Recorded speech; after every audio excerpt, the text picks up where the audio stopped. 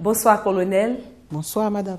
Pourquoi la présence de la douane est-elle nécessaire dans les sociétés d'envoi express et combien de sociétés d'envoi express existent-ils en Côte d'Ivoire?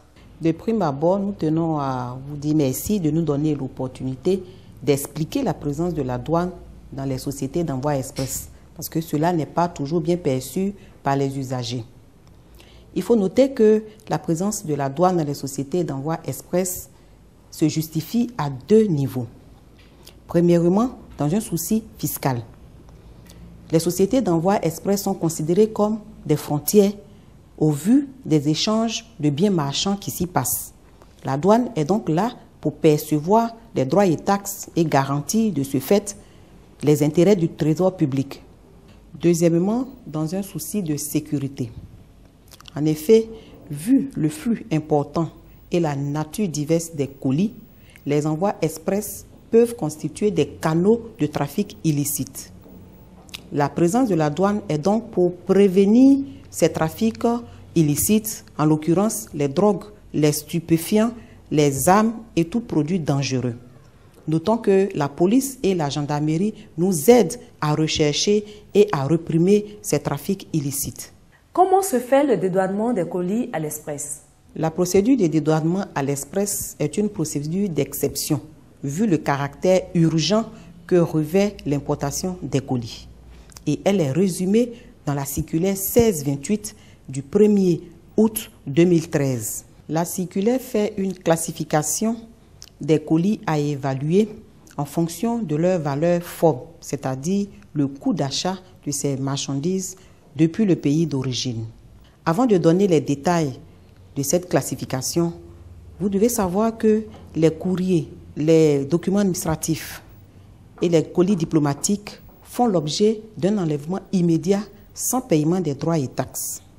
Pour le premier groupe, c'est-à-dire les colis dont la valeur FOB est inférieure à 50 000, nous établissons ce que nous appelons dans le jargon douanier une déclaration simplifiée, qui est une déclaration qui ne nécessite pas la présence d'un commissionnaire en douane agréé, communément appelé transitaire. Pour ceux du second groupe, c'est-à-dire les colis dont la valeur FOB est comprise entre 50 000 et 1 million, la direction de l'analyse de risque et du renseignement et de la valeur fait l'évaluation et délivre ce que nous appelons une attestation de valeur, une AV.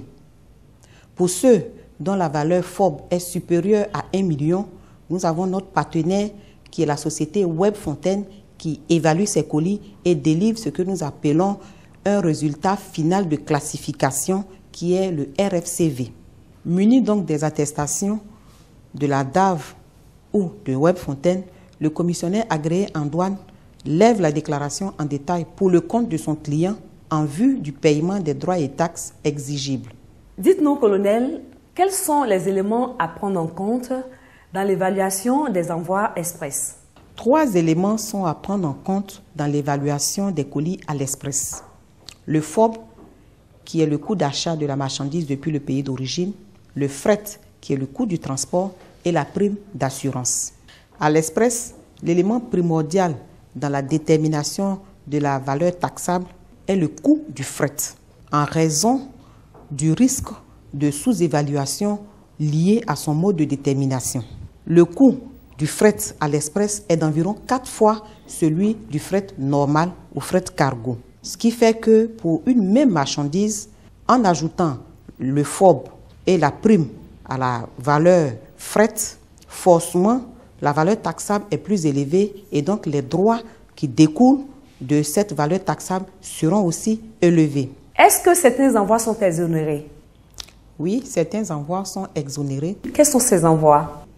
L'administration octroie des exonérations à certains corps de métier et à certains organismes, notamment les institutions internationales et même nationales, le corps diplomatique, des institutions à caractère public, national, des institutions dont l'intérêt est d'utilité publique, certaines sociétés dont les activités sont jugées d'intérêt public, notamment les pétroliers, les miniers, les sociétés concessionnaires des grands travaux.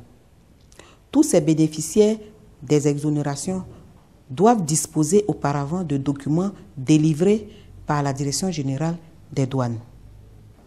Colonel, quel est le délai pour l'enlèvement des colis à l'Express et quelles sont les sanctions auxquelles s'exposent les usagers? À l'Express, les enlèvements des colis sont immédiats après l'arrivée de ceux-ci, selon la procédure du bon provisoire. Le bon provisoire est une déclaration sommaire qui permet à l'usager de disposer de sa marchandise sitôt arrivée en suspension des droits et taxes, qui s'engage à régulariser dans un délai de 5 jours. Au bout des 5 jours, l'opérateur doit apurer le bon provisoire en levant une déclaration en détail pour payer les droits et taxes exigibles. Remarquons qu'au fret normal, le bon provisoire est lié au caractère périssable des produits importés. À l'Express, le bon provisoire est la règle pour permettre d'atteindre les objectifs de célérité au vu du caractère urgent des envois. Pour en revenir aux sanctions, les usagers qui ne respecteraient pas le délai d'appurement des bons provisoires de 5 jours s'exposent à des pénalités prévues par le Code des douanes. Merci, colonel, d'avoir répondu à nos questions. Je vous en prie. Mesdames et messieurs, retenons que la présence de la douane dans les sociétés d'envoi express est nécessaire à plus d'un titre. En effet, elle permet de recevoir les droits et taxes sur les colis pour le trésor public. Mais également, elle constitue un filtre quant à l'entrée des produits illicites sur le territoire ivoirien. Mesdames et messieurs, nous sommes au thème de notre émission.